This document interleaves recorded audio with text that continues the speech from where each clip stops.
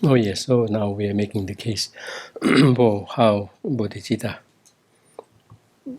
matters, how bodhicitta is powerful.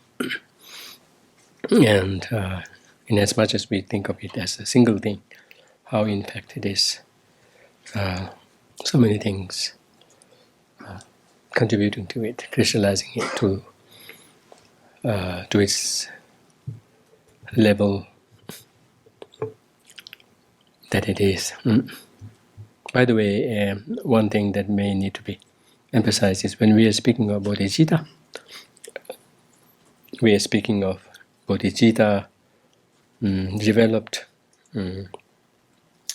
to a level when it has now become as spontaneous as it is for us to be self-centered. So to that effect, in my case, we're so self-centered. Everything, every now and then, if we have something to do, we kind of, oh, how is this going to affect me? How am I going to benefit from this? What do I get from this? Like that. So in the case of the bodhisattvas, it is just, do you say the flip side? Just the other way around. Yes. So to that extent, it has to be developed. So in other words, it has to be genuine. Genuine, but in English, when you say genuine, it could be genuine, but could be just lasting very short. So not genuine in that sense. Genuine in the sense of now become well grounded and become spontaneous. So that, of course, in the initial time, you would need to watch over it. You would need to nurture it, care for it, like that of a sapling. Like that of a sapling, you have to kind of watch over it constantly. But then, not long afterwards, it will become quite strong, quite rooted in that, although one may have to call up cautions against sneaking, prying, self-centered tendencies, whatnot. But nonetheless, so that's because one doesn't have the confidence in kind of really sticking to it in the face of challenges. But in actuality, after a while, after not too long a time, when one has worked up to that point of really kind of generating it spontaneously, genuinely, then its loss, its getting lost is not that common, or in a sense, not that not possible. Why I'm saying that is I have in the background a map of bodhicitta progression from the point of its birth to full awakened state. So we divide that up. We divide that roadmap into 22 bodhicittas. They are all the same bodhicittas in terms of their aspect, focus, etc. But they differ in how much they have grown, even within that state of genuine spontaneousness, and how with every next bodhicitta one is inching closer to a state of confidence in keeping to it for good, for keeping it for good, even in the keeping it for good. And it varies when one hits that mark, depending on one's faculty. So the sharp faculty bodhisattvas, they hit that point even before they become Arya. Whereas by that time, they would have already gone through the first three of the stages of the 22 bodhicittas. The first three of the bodhicitta stages, they would have already transcended. They would already passed through. And then when they hit the fourth one, which is during the path of preparation, then they gain that confidence. We call that incontrovertible bodhisattvas or irreversible bodhisattvas. Now they are irreversible bodhisattvas.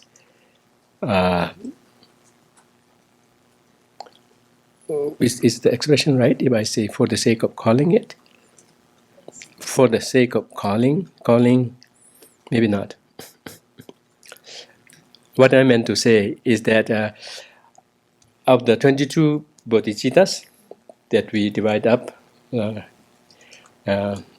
in that course of journey up to Buddhahood, the first three belong to the path of accumulation, of which the first one is the one where some do lose it. Some do lose it and fall down into self-centered path for several different reasons. Sometimes they feel discouraged in the case of rude sentient beings. In the face of rude sentient beings, not even showing the slightest chance ever to change. Oh, do I really want to stick to this? How can I take him along? At the very least, how can I keep this part of my bodhicitta covering him? So when bodhicitta, even when it is part of it is broken, it's no more bodhicitta. It's part of it in the sense that if it keeps up on just one single sentient being, then it's no more bodhicitta. So in a way, every sentient being plays a big role in generating bodhicitta. I generate bodhicitta because of others, like that. It's like everyone has a role. I mean, to that extent also, given the value of it, given the preciousness of it, to that extent you can kind of feel not only connected but even indebted to the sentient beings in kind of playing along. So I said, as hard it is to develop bodhicitta, but once one has developed it to the point of being spontaneous, genuine as well as spontaneous, then genuine means getting it right, in terms of the object of focus, what has the object of intent, which is the benefit of others, more particularly benefit in the sense of for the sake of not just benefiting ordinarily, but for the sake of benefiting sentient beings in the truest sense of the word, which would be to help them land nirvana, at least, or, if possible, even Buddhahood, to help them in that respect. For that reason, that is the focus, that is the object of intent. The intent is to benefit others, but benefit others not short of that aim, to land them either on liberation, if possible, on enlightenment, full awakening. So that's the object of intent, and the object of focus is one's own full awakening. So that part has to be gotten right, and then when one develops it to the point of becoming spontaneous, then that's a combination of genuine and spontaneous bodhicitta. That is bodhicitta. Others are not. When we speak of bodhicitta, we do not speak of them. Others, which are the contrived bodhicittas that you kind of give rise to and then lose, give rise to, or even if one may have retained the force of it, but for it to be vibrant and active, one has to kind of strive to kind of go through the whole process of cultivating it, and then kind of molding the mind into bodhicitta mode. That would be the stage of training in it, and those kind of moments of bodhicitta would be called contrived bodhicitta. We usually have a metaphor for that. Sugar cane. Yeah, The outside bark. Yeah, the the taste of the outside bark of a bodhicitta. So at that time, one is only tasting the bark of the sugarcane, not the actual sugarcane. Still, that's amazing. And then when you move to the genuine bodhicitta, the spontaneous yet genuine bodhicitta, then that's called actually getting past the bark, now into the actual sugarcane. So the first of the 22, that's where during that time there's this danger and the possibility of even losing it. But otherwise, from the second bodhicitta onward, irrespective of when one hits that mark of confidence, of irreversibility, irrespective of that, in general, nobody loses it. But now that we know that one doesn't lose it, if once we have developed bodhicitta at the first stage, if we do not take good care, then who knows, one may be the first ever example of losing it at the second stage, third stage. So yeah. Is there a text that talks about the 22 bodhicittas? Volume 5. Yes. Yes, volume 5 deals in detail on these topics. Yeah. Yes. I've just had the fortune of going through the whole text for pointing out where some spelling mistakes are, where there is additional comma. I said, no, you better keep this S, addition S, that is extra here. It may come handy next time.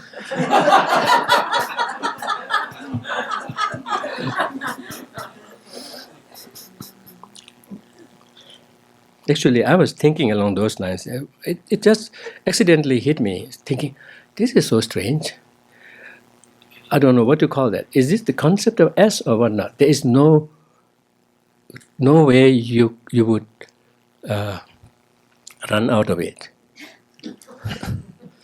Physical S, physical A's, physical B's that you make, you have to be careful in using them where you need to use it. But the concept of S, there is no such thing that the more you use, you run out of it. Okay. This is a secret teaching.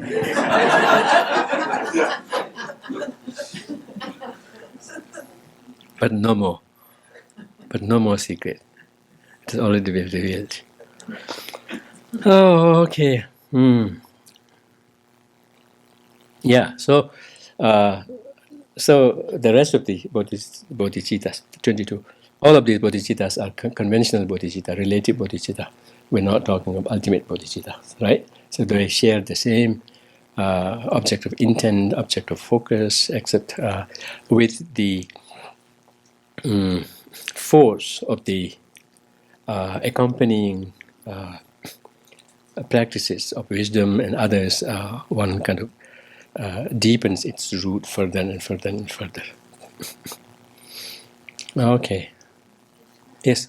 It's talking about bodhicitta in general and saying the object of intent is awakening. Yeah. And the motivation for attaining it is to benefit all sentient beings.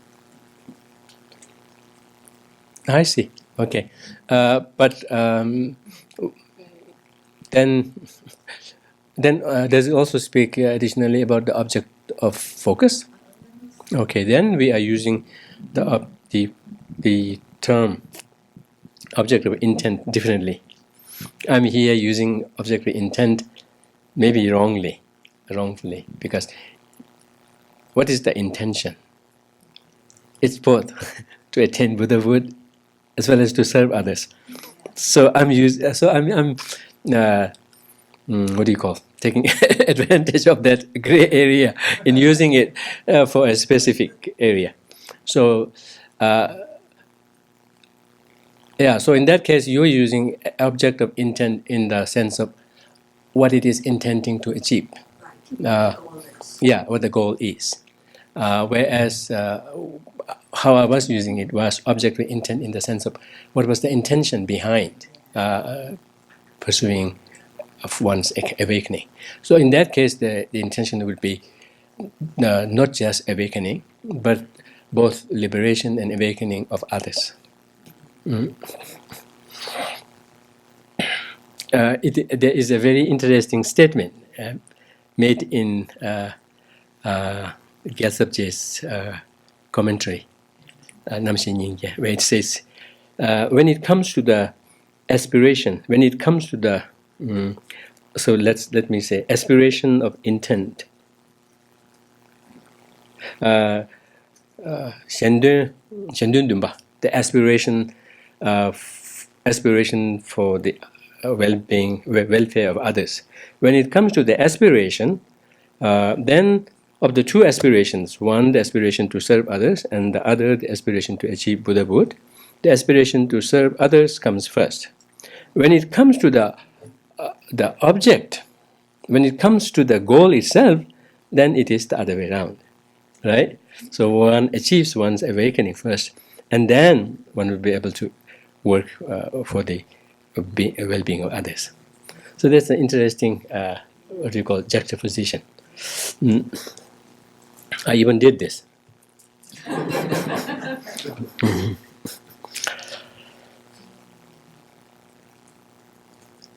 So this stage of irreversibility. Not that I remember clearly all of those, but in the scriptures it even explains what are the signs, what are the marks that you could look for externally in terms of whether a bodhisattva has hit that stage of irreversibility or not. It's so interesting. It even counts some, I think if I remember correctly, some 44 signs that are, divided up among the three categories, namely those of sharp faculty, middling faculty, and least faculty. So those of the least faculty, least sharp intelligence, they would hit that mark of irreversibility and gain that confidence, not even have a lingering sense of fear or worry of losing it when they hit the 8th ground. So it's interesting.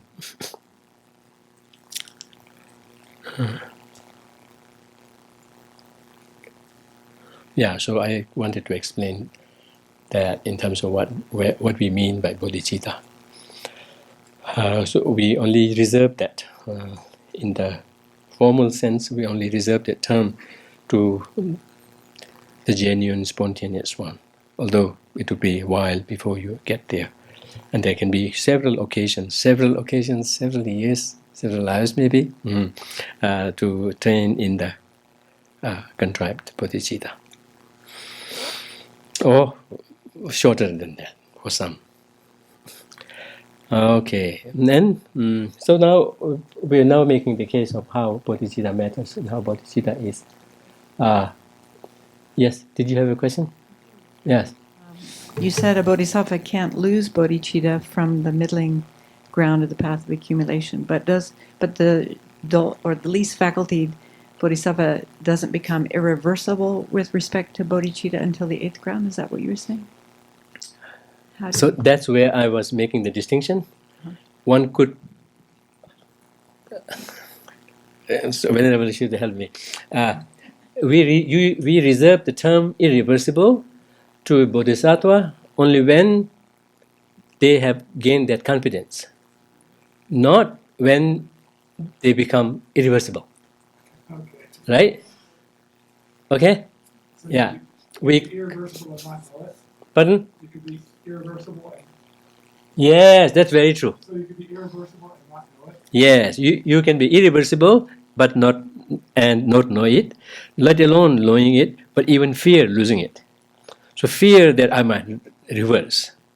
So that's how he or she is not, deserving to be called irreversible, because he or she has this lingering worry, caution that he might lose it. So so that's the question. So there are some 44 such signs. It's so interesting. So even the person himself or herself, not only they know, but there are ways by which those around could make a good guess. Could throw a bet in saying who gets it right. Yes. I go. You said it takes either 7 years or 7 lives to cultivate something, but I didn't hear it properly. Yeah, I meant to say that it can vary in terms of how long it may take for one to generate bodhicitta. Yes. I don't quite understand what you mean when you say that we reserve the term bodhicitta for I see. spontaneous bodhicitta, only because this year we had teachings on the Chandrakirti text, where in the praise to bodhicitta, and learned that when he's talking about the great compassion, that whole section, that he's talking about contrived bodhicitta. Yes. Do you understand what my question? Yeah. I don't have all the technical terms right, so I don't. What do you mean when you say we reserve this term? When do we reserve this term only for spontaneous bodhicitta? Yes, that is very evident in that very particular section. In that he counts great compassion, bodhicitta, and the wisdom of understanding emptiness as the cause for bodhisattvas. How could someone be bodhisattva? How could someone have bodhicitta? How could someone have bodhicitta but not become bodhisattva? So that bodhicitta that he is talking, that is counting among the causes of a bodhisattva, is not the genuine spontaneous bodhicitta, but the contrived bodhicitta. Yes. And because it is counted as cause, the person who possesses is not yet, doesn't necessarily have to be bodhisattva, right? So when does someone become bodhisattva? Is when that bodhicitta now becomes spontaneous and genuine. So then we know by the context which kind of bodhicitta we're talking about. I see. One from the context, but there are explanations to that effect also. I think, not that I clearly remember, Chandrakirti's text has an auto commentary also, so it would be good to look at that.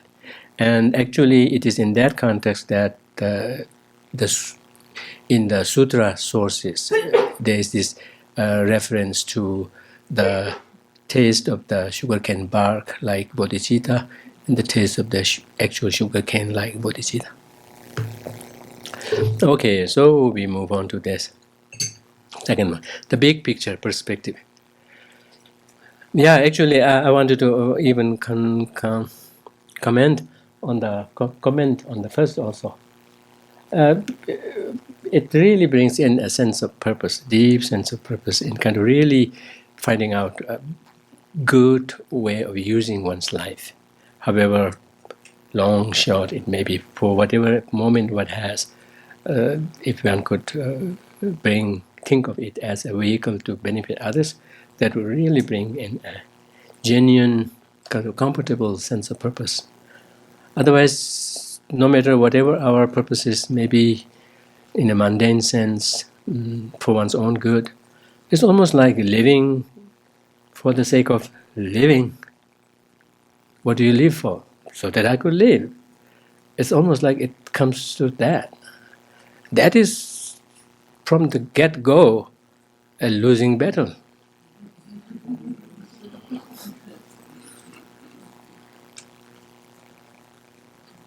You can say, just so that I could live live until I die with all the facilities. But for what good? Just so that you could live. It's so strange. It is. But I particularly remember my own case when my father became ill. He became ill and he became wheelchair bound. That's when just naturally it struck me. Now I have a purpose to live. Until then, it seemed like, I mean, if you allow that there's a life after and whatnot, then there's another thing. Otherwise, if one way to just go by the same concept of this is it, then it's like, what is all this fuss about? Right? What's the difference between living that long and not living at all? I kind of don't see an extra, what do you call, big deal about having accumulated this much, having risen this high, I mean, if that's just so that you have done it, then it doesn't seem to have any, it doesn't seem to make sense. I mean, for me personally, it really stuck very clearly. Yes, now I should even make extra effort in living healthy longer because I have this big purpose in front of me. And I even became thankful to my father for giving me that extra reason to live and live healthily and live with the purpose. And I could see how bringing bodhicitta as a part of one life could really transform. And then we are saying bodhicitta, but it doesn't necessarily have to be exact bodhicitta as we're talking about. It can be working for the benefit of others. And that could be in any form, not necessarily always just kind of, what do you call, what is the expression? Narrow visioned. Pardon? Tunnel vision. Yeah, tunnel vision on on awakening and overlook all the rest. No, because actually that's not the way it will work. Because to kind of get there, one has to build, not only just always focus on it, but also build up the environment for it to make it stronger. And in Buddhist terms, we say accumulating merit and purifying negativities. That's actually creating the environment for it to grow further. Like when we grow a plant, just merely attending to it is not enough. We have to make sure that the surroundings are free of weeds, etc., and it has germinating factors, etc. Right? It can't be just always on the plant. It has to be around also. So likewise, from a strict Buddhist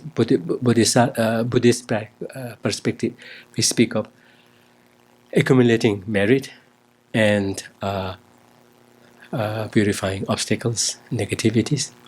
And in Lamrim Chemo, it very clearly mentions, it juxtaposes for whatever particular practice one may be working on, the cultivation of it in the form of, in the strict Buddhist terminology, we call that mignam, which means cultivating the mind with that particular point of focus and aspect. Mikpa is the say in the case of compassion, Mikpa, which is the point of focus, is sentient beings, and the Namba, the aspect, is for them to be free from suffering. And then the two combined makes for a complete mind of compassion. So in Lamrim Chemo, Tsongkhapa very clearly mentions that depending on what one is working on, one has to make sure that one gets the Mikpa and Namba, the point of focus, the focal point of that particular practice, and aspect of that particular practice right, and then cultivate it. That cultivation would amount to working on the cause of that practice that you're working on.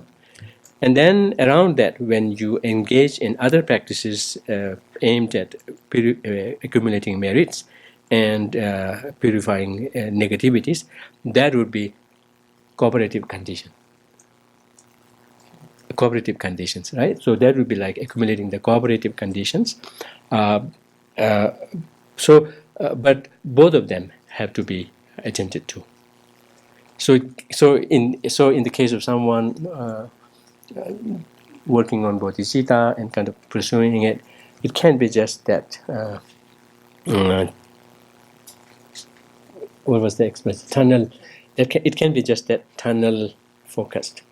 That would be contributing to the actual cause of generating bodhicitta, but for that to be vibrant and strong, one has to also work on the surrounding conditions. So, in the case of bodhicitta as well, as much as one may be focused on it, but as along the way, one has to do whatever is required to do, whatever is called upon to do, whatever one fitting and fitting to do, or whatever comes within one's interest, one's talent, one's competency, one's responsibility to do, those need to be taken up. Yeah, so this sense of purpose is really very, very important, and particularly in this age of technology, with the social media, all of that. It's just, sometimes people can really go down steep and not see any way out of it. And then, yes, the second one, the big picture perspective, then to the here and now.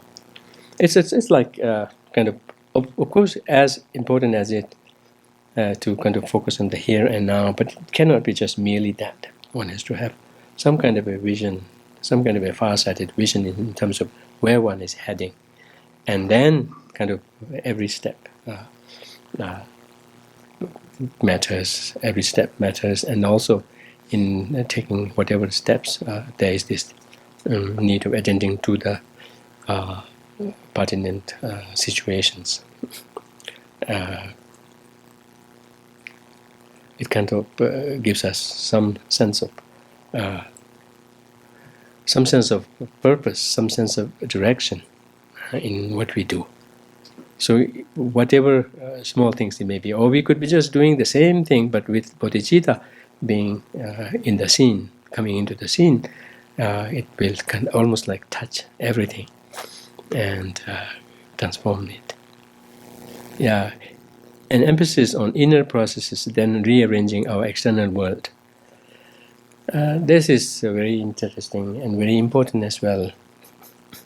Very often we do not recognize what is altruism. We tend to kind of collate that with how something appears.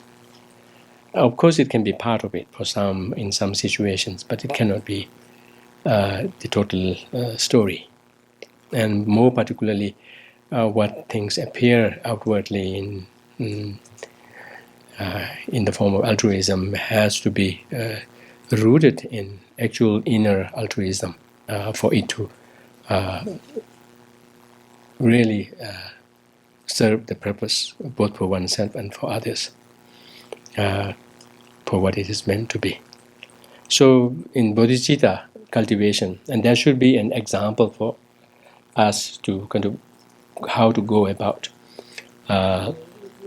acting out our practices, not to rush into doing that, not to rush into being seen, not to rush for the what is the expression? Not to rush for the optics.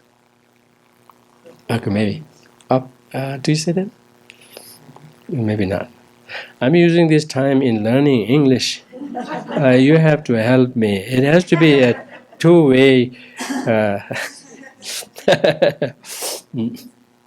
so, not so much about how things, not so much about the visibility. It is not that important.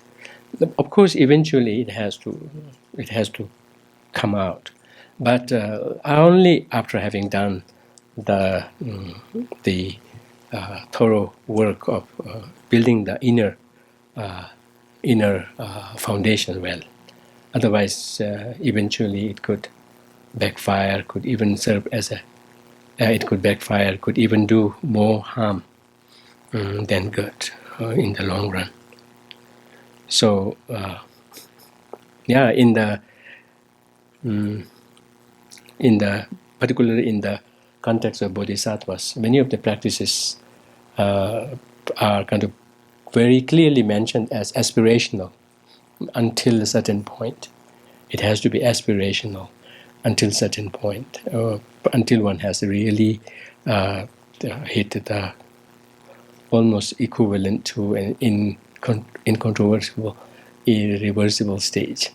Although one may or may not have to wait until then, but it does kind of emphasize the importance of not rushing into being seen in doing so. Rather, take the time in building that inner strength, particularly in this kind of a what is the expression in Tibetan? We call that nyingme degenerate time, but degenerate and not in the sense of material progress, but more in the sense of inner quality, inner value, inner quality of life. How when every progressing day, people seem to be more short-sighted, more less tolerant, and etc. So anyway, in this kind of a time of kind of instant gratification, instant and so much tukjadevo, so much complication, not so much complication. Yeah, tukjadevo, when it is very, very hectic.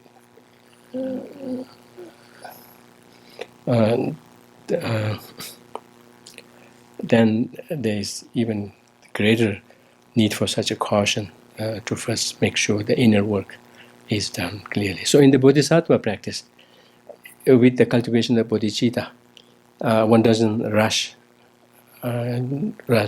to making the commitment to the bodhisattva practices in the sense of being seen to be doing so, or even kind of knowing oneself doing it with one's verbal and physical action, but rather one takes time in kind of first grounding the bodhicitta, and one takes the time in grounding the bodhicitta to a very strong, deep root.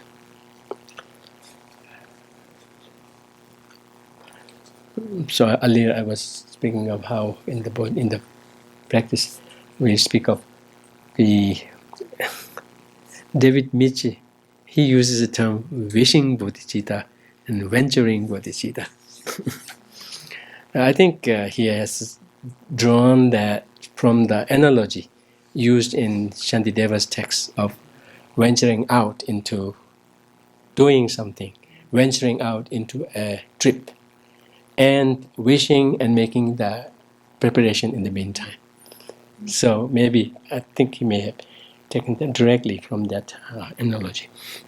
So even the scripture kind of recognizes that need of kind of rooting it to a deep, stable ground, and then once venturing. Although when one ventures out, which is when one takes a formal bodhisattva vow to engage in those practices, And by doing so, one would have to, watch out for an extra liability of transgression if one doesn't do it from that point onward. So before one kind of makes that decision, one does. One not only sits with that wish to attain awakening, but at the same time, in the meantime, in the scripture itself, it uses the term of gathering the paraphernalia needed on the trip. So it's not just not doing anything, but even engaging in the practices, but not bound by those commitments. So to that extent, they take the time, and the scripture itself indicates the need of taking the time in grounding it. So likewise with our practices also, what we do, what we claim to do, at least should match with how we have integrated that within us. Then we wouldn't make too big a problem, too big a mistake. If there's a mismatch, then then there's this danger of being completely carried away. Okay, so the compassionate focus on other beings rather than on just ourselves. It is rooted in compassion. Actually, we will come to that point when it discusses the 7-point cause and effect, in terms of making the point clear that it all hinges on compassion.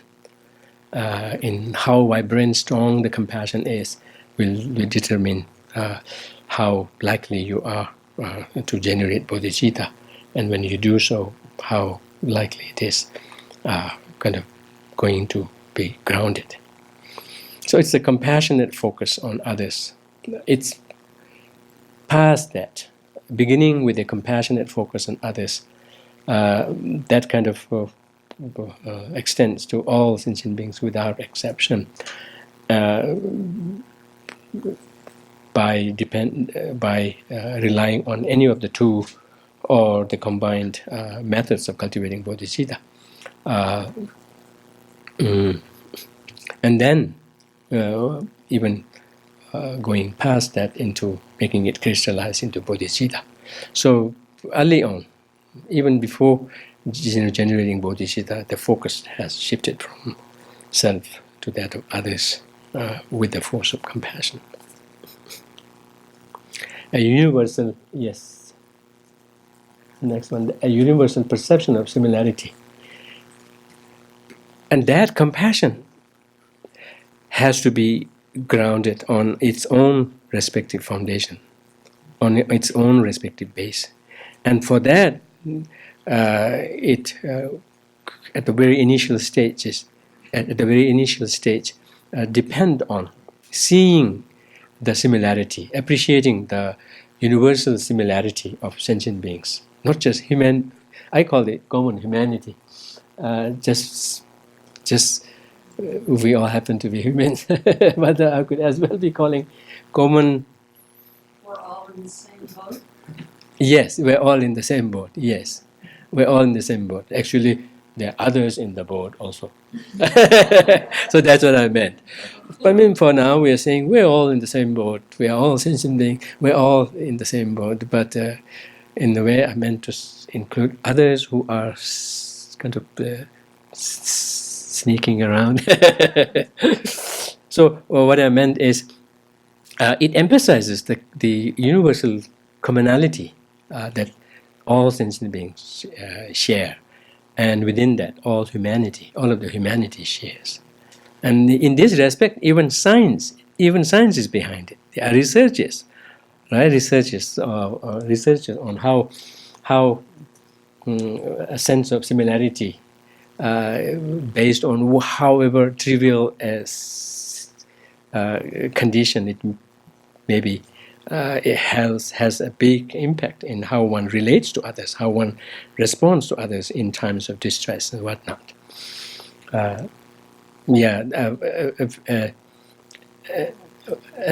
favorite story of mine in this context is what my nephew shared with me one day. He said he used to at that time ride bike, and he had stopped it outside the gas station and went in to get things. And when he came out, there was a total stranger guy standing by that bike with big smile, and he kind of wondered what's the matter. And he said when he came close to his bike, he said, "Is this your bike? I have a similar bike. How cool is it?"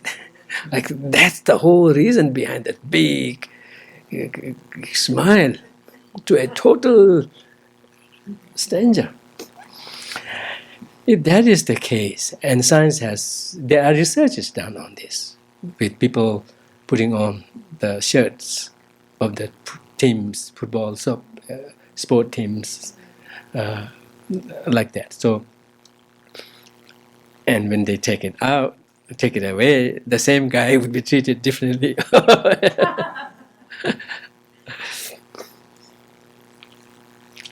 So we can imagine what it would be like to carry this awareness in our mind, in the forefront of our mind, everywhere we go. It will be much, much easier going than usually. But at the same time, it doesn't take away being realistic in dealing with the situation, but not at the cost of that perception. That perception, nonetheless, should remain. Irrespective of how the person behaves or whatnot, they are same in that fundamental level. By the way, this common humanity is the term that is used in English, and I'm not so sure what it actually means. I checked with people, and people have different views. Some with anthropology background understands it differently. But what I mean here is more basically, the aspiration, the basic, fundamental, shared aspiration, rightful, justified aspiration to want happiness and to not want suffering. Again, irrespective of how mistakenly, rightly, wrongly, one may be defining happiness. How limited the perspective may be. But so long as it is happiness, everybody wants it. So long as, even if it means terminating oneself, like one doesn't get a way out of things, and this seems to be the only solution, right? That's how I would land into peace. Even that included, even that aspiration included. But I'm not,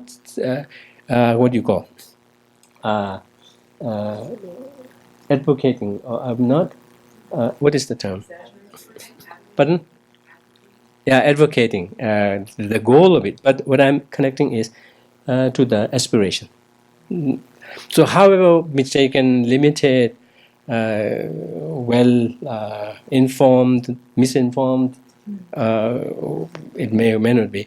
But when it comes to that aspiration, we all share it. So I'm using it in that sense. But one could also bring our common humanity in terms of our fallacies, our limitations, how we have so much common hope, fear, etc. But more basically, that aspiration.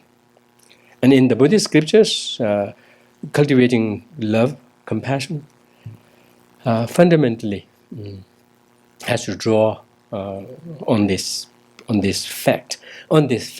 It is so interesting. On this fact of our shared humanity in this respect. So Bodhicitta is grounded on that. It's so interesting. Yeah, we will get down to it. And then math. Yeah, it doesn't matter.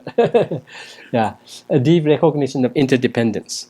So again, it draws on that fact of our dependency on each other.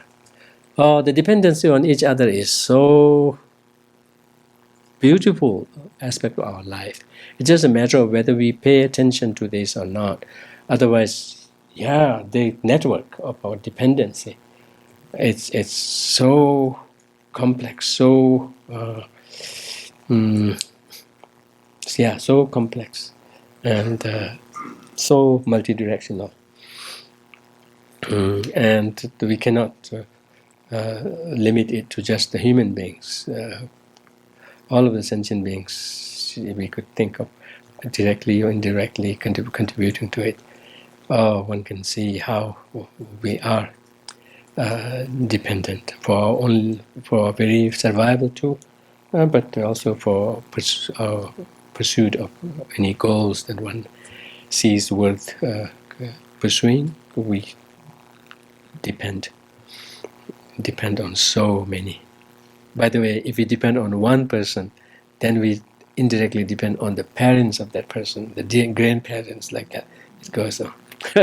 From an evolutionary point of view, we all share one commonality, that is one ancestor, right? Common ancestor. So, and then we depend. We depend on each other.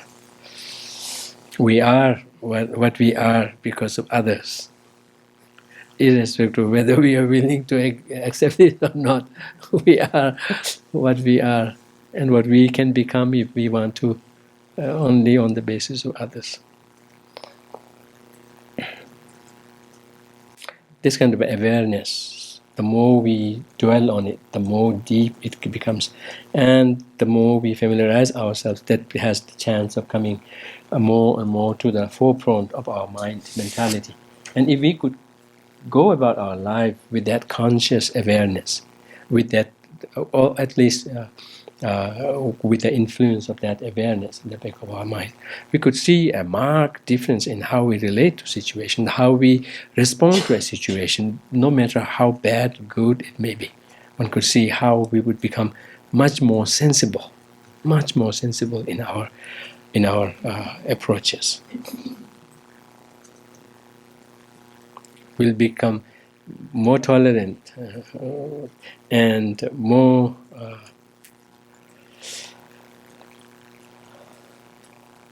wise in coming up with solutions, and less reactive. And then, what is the next? Yeah, a genuine feeling of universal gratitude. So interdependence, the more we think of that, we would develop a sense of gratitude. Yeah, a sense of gratitude is very much valued in all the traditions, and has a big role in our own prospects of peace and joy, and also in our prospect of social peace and social joy. And that comes with the appreciation of the interdependent nature of situations. Yeah, in this respect, one could train in gratitude, and in so many situations, even if that be unwanted, unpleasant situation. One can train in being grateful for that, provided one can kind of turn it around, train in turning it around, in how that has inbuilt in it the possibility of being turned around into a much significant goodness.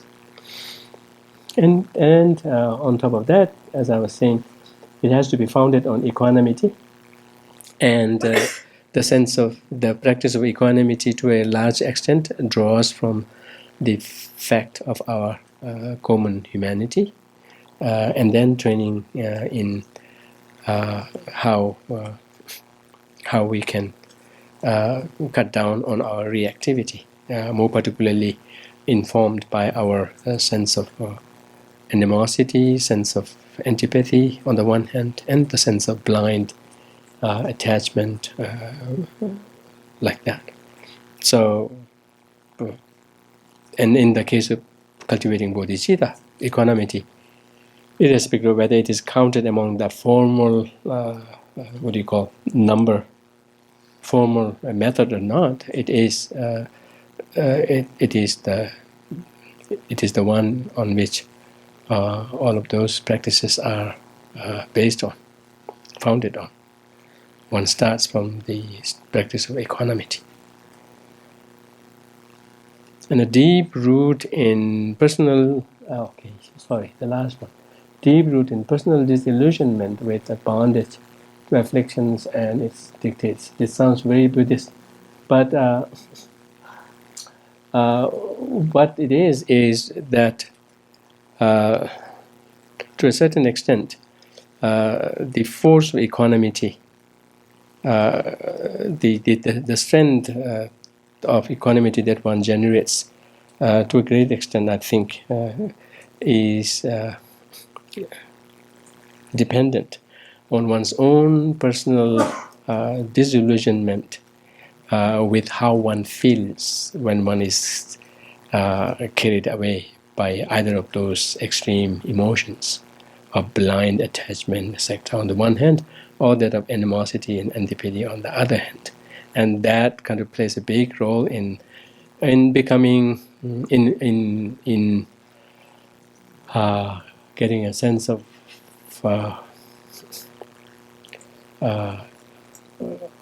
what is at stake when one gives into losing equanimity, etc. So, bodhicitta.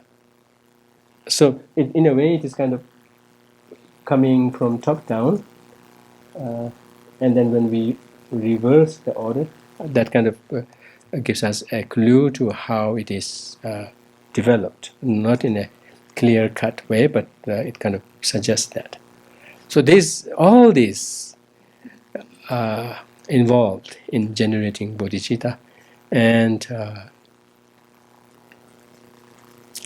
that bodhicitta has that strength or that integrity, that power, because of what it takes in cultivating it in a genuine sense. So when one generates bodhicitta, it's not that one loses loses the strength of these practices, but rather one would have kept them intact and improved on that. And that's how the growth and the health of bodhicitta depends on. So a vibrant, healthy bodhicitta means all the influence of these prior practices in intact. And that's how it is capable of dealing with the situation in that marvelous way it does. So that's how the bodhicitta matters. It encapsulates numerous agents of transformation within one single motivation. Yeah, it puts it so well. Could we now go on? Yeah, so in terms of the actual method of generating bodhicitta, in the scriptures we speak of two broad lineages of generating bodhicitta. One is called the 7-step cause and effect instruction, and the other one is called the equalizing and exchanging self and others. So of the two, this one is called the 7 cause and effect. It has 7 instructions or 7 stages lined up. It doesn't include equanimity in the 7. Rather, equanimity is the base, is the foundation. It precedes the 7. So that's what I meant to say. The 7 cause and effect instructions are founded on the practice of equanimity. So I think you can go. You can show all the 7. Yeah. The 7th is bodhicitta, obviously, right? So it has to kind of lead to the cultivation of it. Of this, the reason why we are calling this 7-step cause and effect. So cause and effect is delineated, is identified with great compassion as the point of reference. Right? With great compassion as the point of reference. So the first 3 are causes, and the first 4 are causes, 2 great compassion, and the remaining 2 are results. As much as we may like to think that, oh, maybe in this case of cultivating bodhicitta along the line of the cause and effect, bodhicitta should be the effect, all the rest should be the cause. But in the scripture, in Lamrimchimo particularly, Tsongkhapa is very clear in emphasizing this. And I think there is a big reason for that. Just as in the broad sense, in general sense of Mahayana or Bodhisattva practice, one could speak of the same thing, one could speak of bodhicitta as the same thing. Like bodhicitta could be the point of reference in, if one were to speak of what are the causes and effects of a general Mahayana practice. Because so much hinges on bodhicitta, and once you have that, then the remaining results could be almost kind of taken for granted, assured. So likewise, in this cultivation of bodhicitta, great compassion is the point of reference to which. So in fact, they are not total 7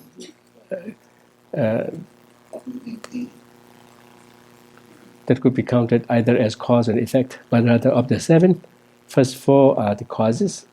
Bodhicitta is the point of reference, not counted among the cause and effect, and then the remaining 2 are the effects. That's how I would understand it. And Tsongkhapa in Lamrimshimo clearly mentions it. And I think this is very crucial because all it hinges on, the vibrancy of the bodhicitta hinges on compassion, the great compassion. In a way, until great compassion,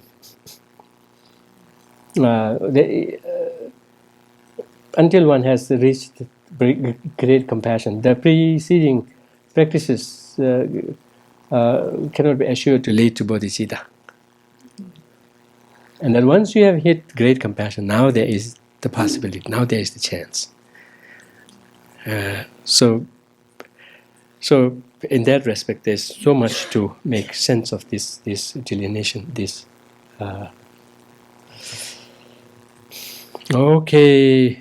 Yes. So seeing all sentient beings as having been our mother, that's just one way of relating to sentient beings. In a way, this way of relating, provided we allow that this is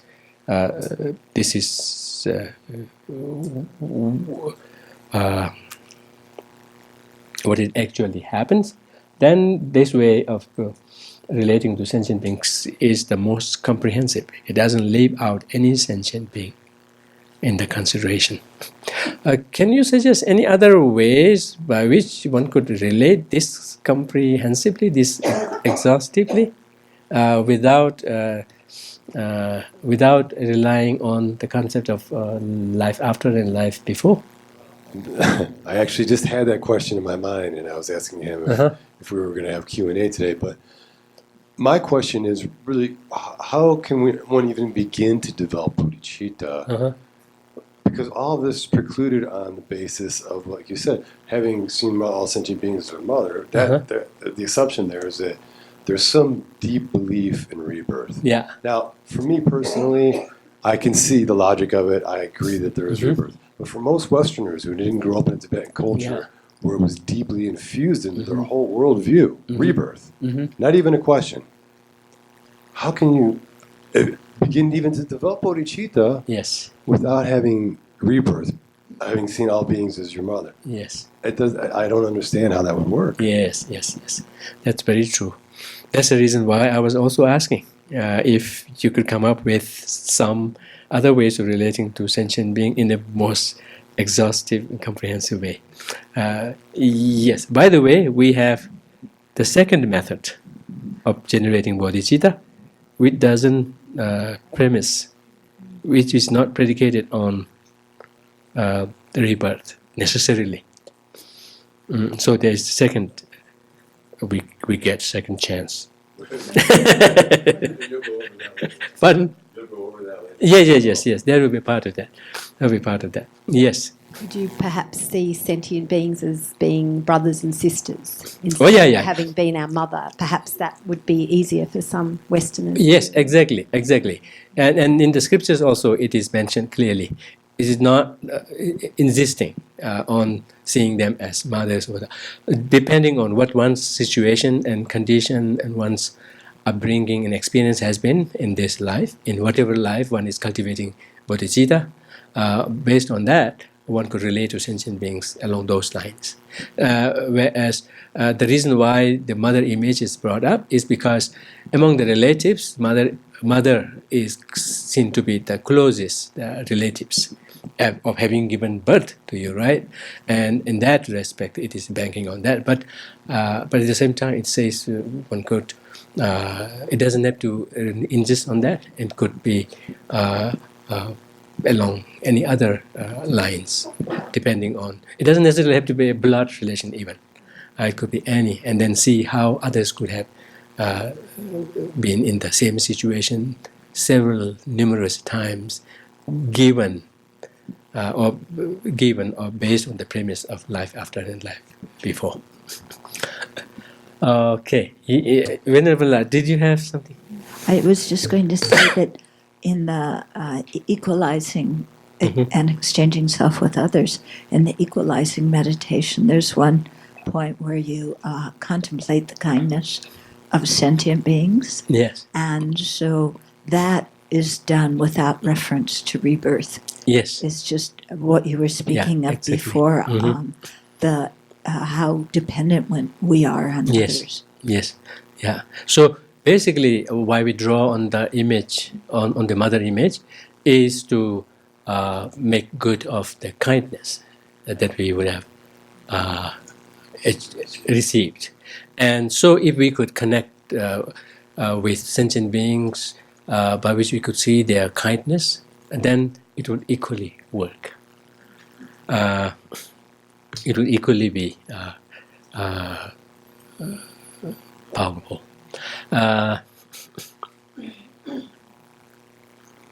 Yes, I will ask. Yes, I will ask question. Yes, please.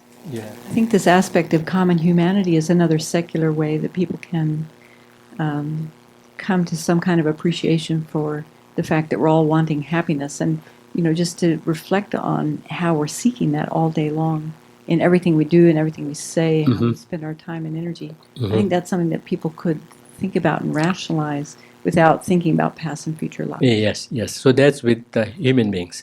But what about? So that's about all sentient beings. I think you could extend that to other living beings too. Yeah, definitely. Just a short while ago, I saw sting bug in my room. I have and I tried. It just occurred to me. I'll see if he responds with, and I would bring my. I was trying to poke at it, and it would kind of go away. And then I did it little quickly. It kind of really showed a sense of being startled, and even rolled.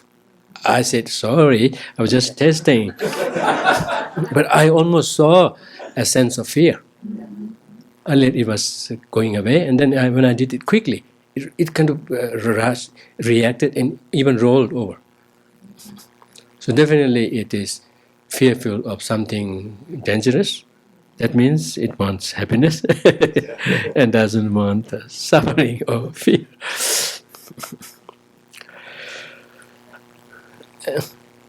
Yeah, so that would be seeing the similarity. Of course, seeing the similarity can draw some sense, but for it to go deeper, one has to see the kindness. Be able to see someone, not just same, but what is the expression? Endearing. So in the scripture, it goes into the psychology of how you can train into the concern of others, into being concerned about others. One is seeing the similarity, and on top of that, on top of that, in the case of suffering, in the case of compassion and whatnot, one could perceive the suffering. To that extent, one could develop some sense of unease, whatnot, but not necessarily to everyone. In some cases, one could be just saying, yeah, he's suffering. Depending on what kind of relationship one may have. But to some, even just seeing suffering can develop some sense of unease, whatnot. But it makes an additional case that for it to be comprehensive, universal, it needs to be able to additionally see others in the light of being something by which it could evoke a sense of endearment, endearing, seeing them in the endearing way. Then one could generate a sense of concern, genuine concern when they are suffering, and rejoicement when they are happy, like that. So my question to okay, I think that's fine. I already asked you, right, in terms of what you propose, what others, what Venerable proposed. Is it going to be comprehensive? I think when you really, I was just thinking about that, know, that the concept of rebirth is the sticking point for Westerners regarding the 7 points. Yeah. And, but the concept that they were kind to me is the sticking point in equalizing self and others. I see. But I do think I see. That's not answering your question. That was just what I was thinking. But in terms of your question, I think if we really start taking any object and seeing how many people and things lie behind it, how many living beings, energy comes, exactly. Then we can go beyond even this earth. Yes. And so, although we may not be able to pull up everyone behind one particular thing, but when we spread it out into seeing how things come, then we will not be able to leave out a single sentient being. I mean, at one point I heard on my favorite NPR, they're saying how if the honeybee were to go into extinction, it would affect human beings in a very drastic way. Yeah. So, yes. I'm really fascinated by research into the microbiome, and the statistic or fact that sticks in my head is human cells only make up 10%, I think it is, of what our body consists of. So 90% of what we look at as our body is actually bacteria and other organisms. And so you really don't have to look any further than your own gut to understand how you are interconnected. And if we did not have these microbes, we actually wouldn't be able to eat our food and we would die. So we literally are all interconnected. Yeah, we literally are walking planets. See all sentient beings as our microbes. Yes. Yeah. Yes. One thing that, a way of applying this without requiring rebirth, I can draw inspiration from St. Francis. It doesn't have to be in the past, this person was my mother. This person is my brother, right here and now. This, he would refer to everything he encountered as brother bird and brother wolf and brother you, and you're my sister and you're my brother. It doesn't matter what the actual biological hereditary lineage is. You can practice seeing here and now, not necessarily past lives, but here and now. So in that case, we have to have some clue of how Saint Francis worked his way to that, and then. Well, his logic, of course, was theistic. We are all children of God. Oh, yes, yes, yes, yes, But, yes, yes. Yeah, yeah. Back to the interdependence idea as a way to kind of call forth this seeing everyone as being a mother without rebirth. Mm-hmm. I think even just thinking about people in the past who constructed the society we live in, Mm-hmm. and also the types of migrations that people had to do and all the different illnesses that Mm-hmm. people developed immunity to, which now we just take for granted.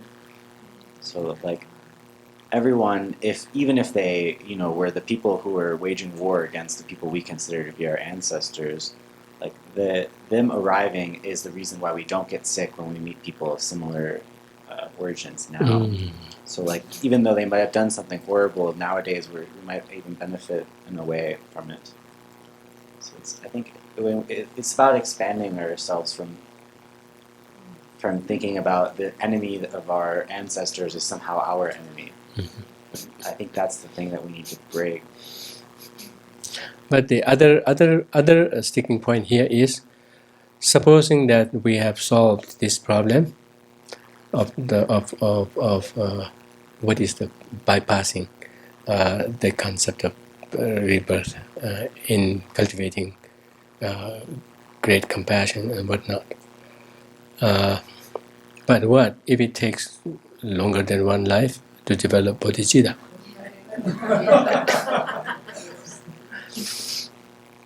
Okay.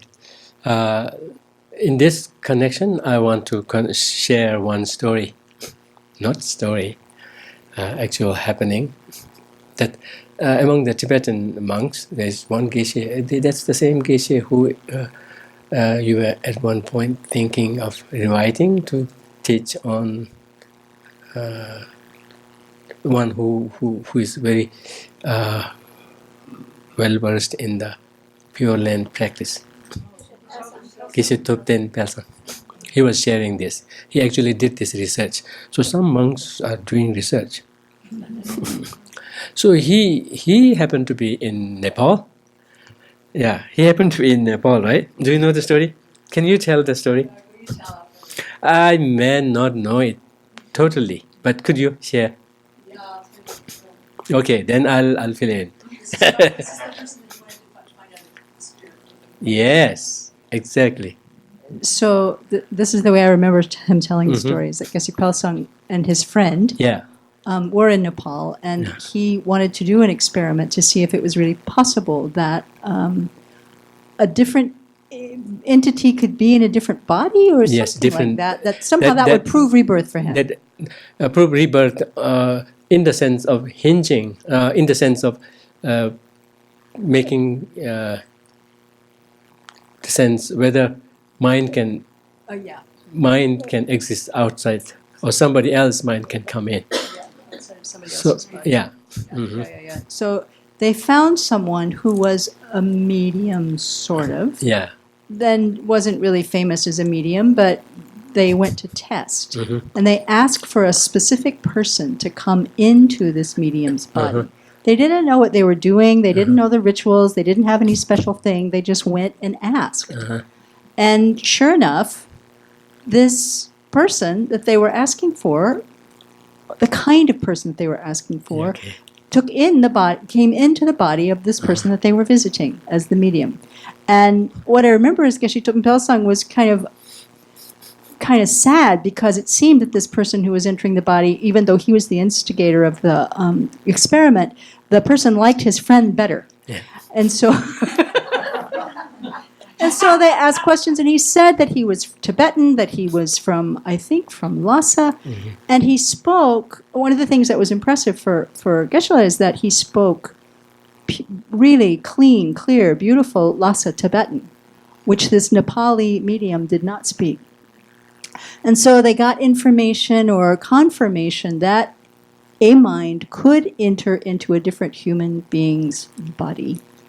And I think that was really the punchline. Yes. Do you remember more about this story? Yes. So in that story, he was just testing whether that there can be a mind separate from the body, and By the way, I was explaining, I was discussing with Dennis also earlier when we were on the walk. When we say mind separate from body, we aren't, from a Buddhist perspective, in its very final, understanding, no mind is ever separated from a body component.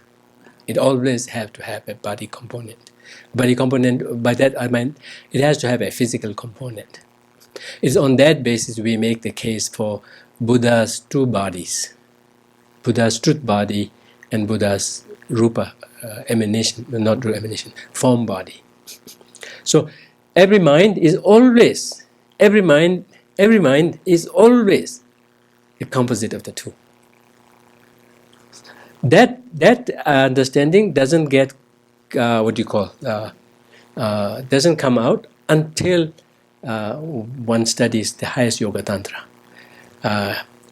In a way, in the Buddhist perspective, we deal with any particular topic in gradations, not at one go the final.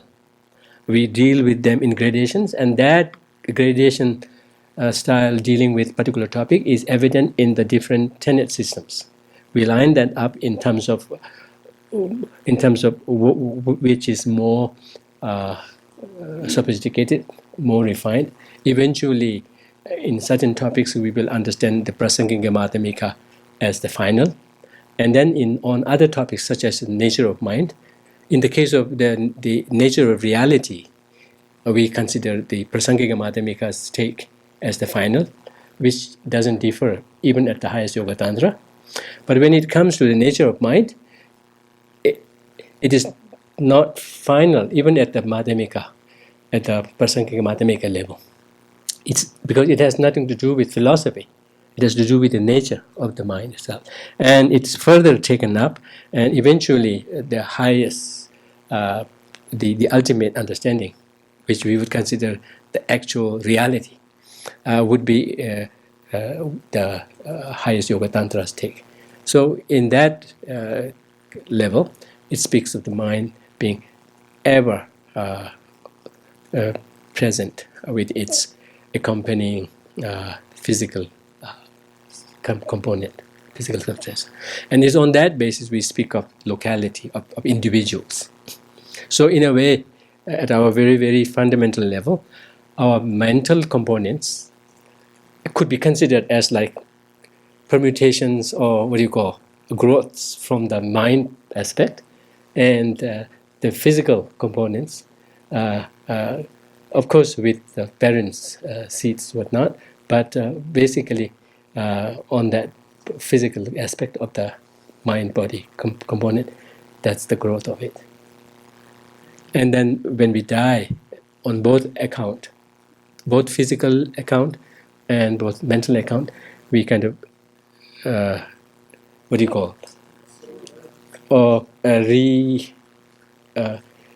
kind of reverse that process into the subtlest mind and the subtlest body. That's when we die. That's when we are in a death situation. And then again, like that. So that's one thing. And then in the case of the Geshe Thupten Pesans, he happened to be in that Nepal area with another Geshe friend of him. And they wanted to check if any other mind can enter into another body. And what happened was, for them, it was an added bonus, because that encounter happened to reveal something about past life also, which was later confirmed. In the sense that Geshe La and the other Geshe from the Senyin Lapra, who he named in one occasion, both of them are not well versed in rituals, like I'm not that good at rituals. That hasn't been our training as well as our interest. And so then years passed, and we got left out, left out. So we barely kind of slide by. Yeah, slide by. So. So he too, and he confesses that in that, and so he looked for that medium and arranged for somebody else to be invited in him or her. But then, in terms of who they are going to invite, they didn't tell the medium. They would rather talk in their private room, saying, "If you are around, we are going to call you. Please come. This is very important for us. Please come, and we want. This is very important for us. Could you come tomorrow?" And this happens to be one of the spirits, one of the Sering Chenga. I think it is Temma or something, but one of the Dhammapalas, one of the non-human spirits. Right? So, although this term spirit is a little difficult, but somehow, so the next day, they had to do some formality of calling that. So they luckily landed on the ritual text. All they did was just read through it, and maybe pour some water, like that. But they just visually went through it. What the ritual actually says in a very beautiful, poetic way is, please come and show us the path, things that we don't see. If you see, show us, like that. So all of a sudden this spirit comes, and they would ask, "Who are you?" Without the knowledge of the medium itself. "Who are you?" They said it's the same that they had asked to come. And in the meantime, as Venerable shared, this spirit doesn't seem to show much interest in the Geshe who kind of planned it, but the other one, and went into sharing who he had been in the past, and even gave those beautiful details, right, which that medium would never have understood, or would never have known. He gave those all details and then said that he had been this person. And they didn't pay much attention to that, except they were kind of satisfied, contented that yes, the same person has come, right, and that somebody could come. But then later on in a teaching at Dharamsala, this other monk happened to be in the teaching, and he kind of happened to be sitting by someone with whom he just conversed, asked who he's from, and that person happens to be from that monastery in Lhasa, and he asked the details of that monastery, and even asked if somebody by this name had lived there, not just lived there, had been a famous monk, had even written books. So then he kind of was in a way in a shock or surprise, but at the same time he didn't share what had happened, what they had done with that spirit, for fear that he might be recognized as a reincarnation and might be kind of given whatever responsibilities or positions or whatever at this late age. He's into his 60s, I think, the other Geshe. He's from dialectic school. So he kept quiet, didn't say anything. But this other Geshe Totem Besala, he was at one teaching, wondering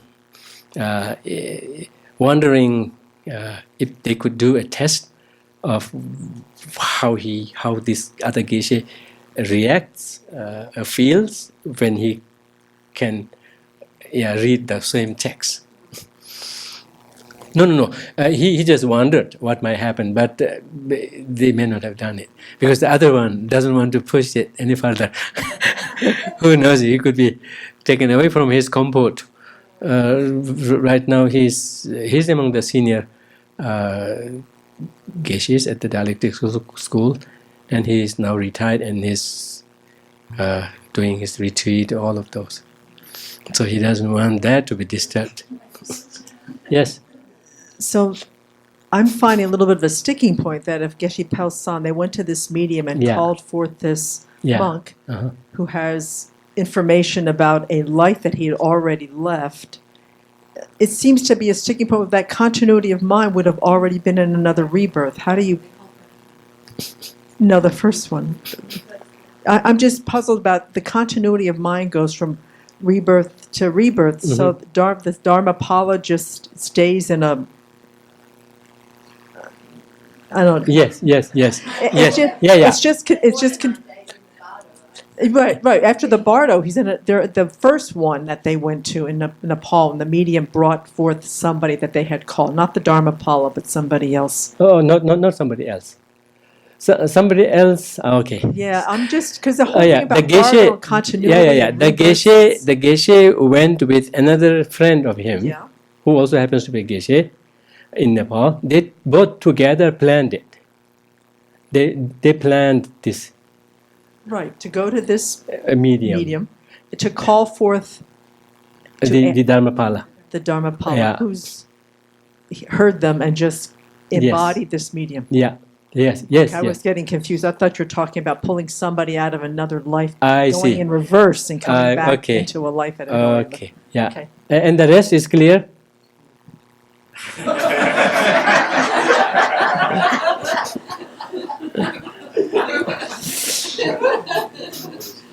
And then yes, there's another story I will share. I mean, we can go and go on. But one thing, I was in New Jersey recently giving a workshop to young Tibetans on secular ethics, on sea learning. I had great fun.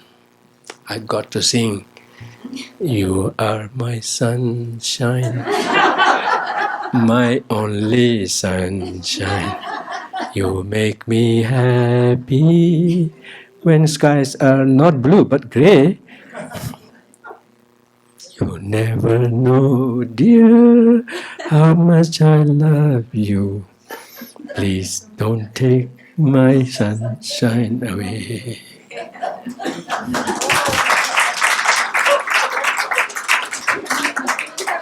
In one of our skits. Didn't this count?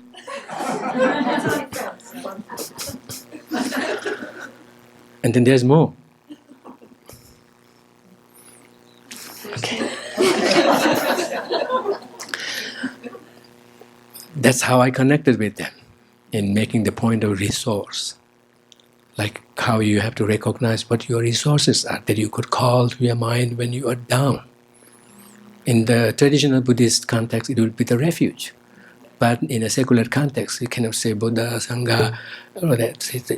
Just think how you respond to different things when you call things to your mind. Be that a real situation, imagine one.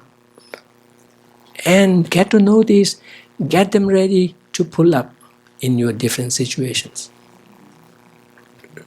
Right? Should we go once more? So, when I was there in New Jersey, oh yes, I have even better voice than I sounded. Was it? Yeah. What was that? Yes, I was in New Jersey. Oh, and that there was one Geshe, younger Geshe, not too young, but he was serving as attendant to Geshe Shetabkela. I got to meet him there also. It's the same place. So this Geshe, this younger Geshe who is taking care of the elder Geshe,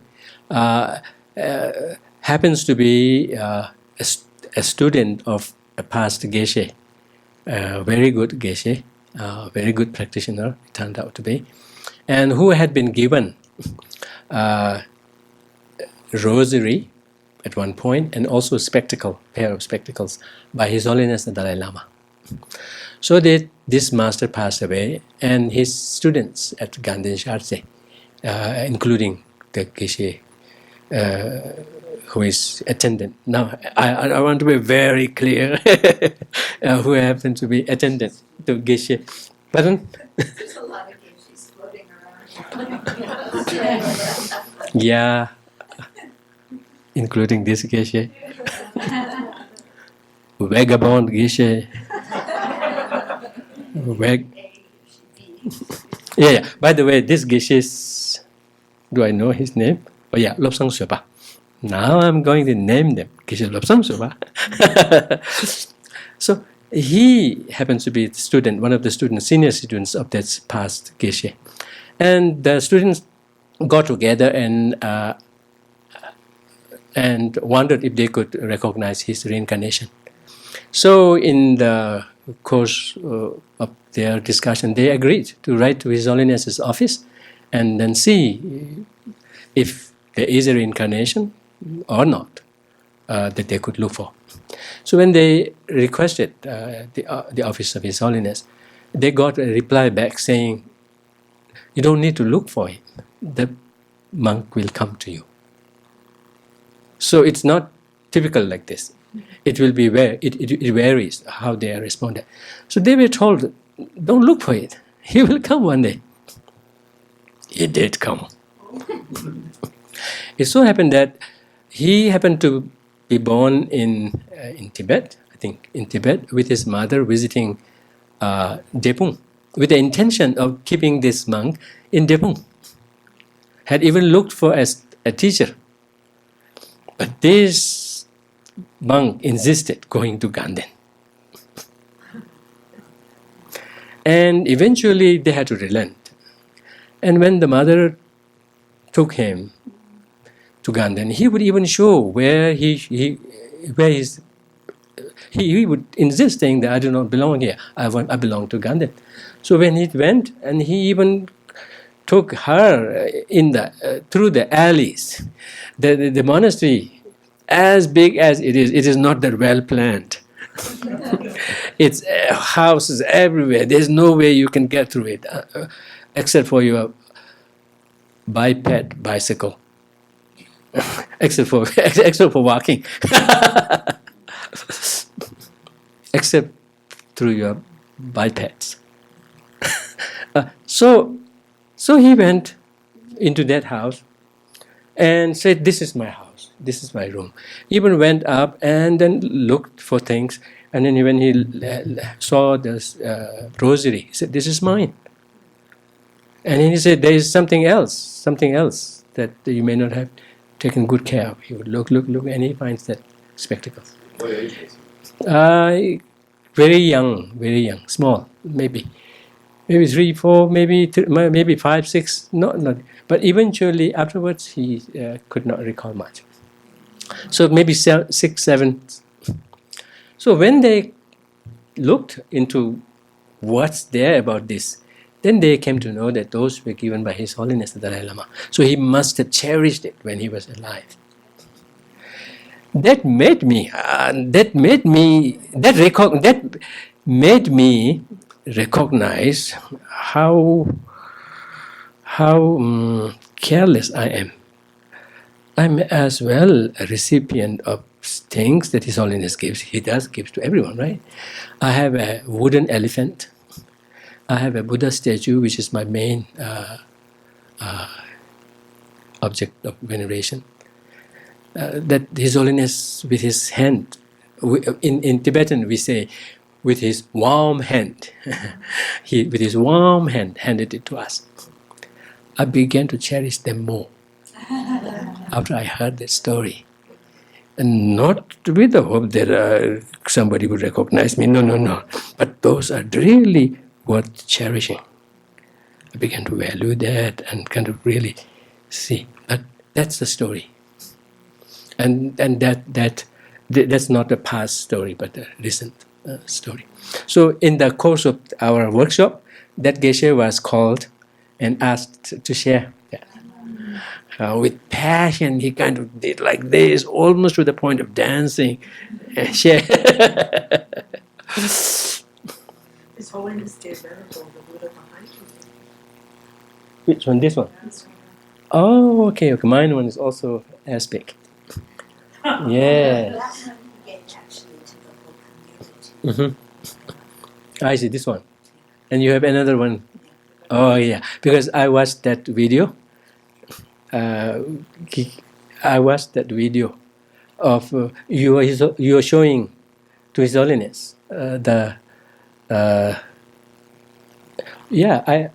you sent me that audio, maybe audio or video, maybe audio, along with the questions about. Yes, it is audio. I think it is audio. Where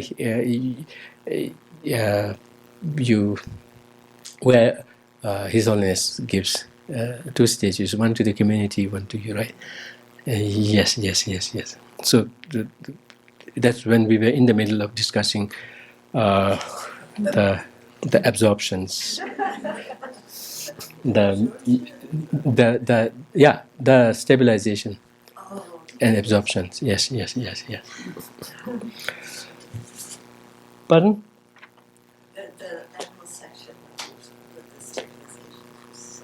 Yeah, so difficult. But that led me to good Indian sources that I want to go back to, and maybe kind of bring it up. Okay, it's already time.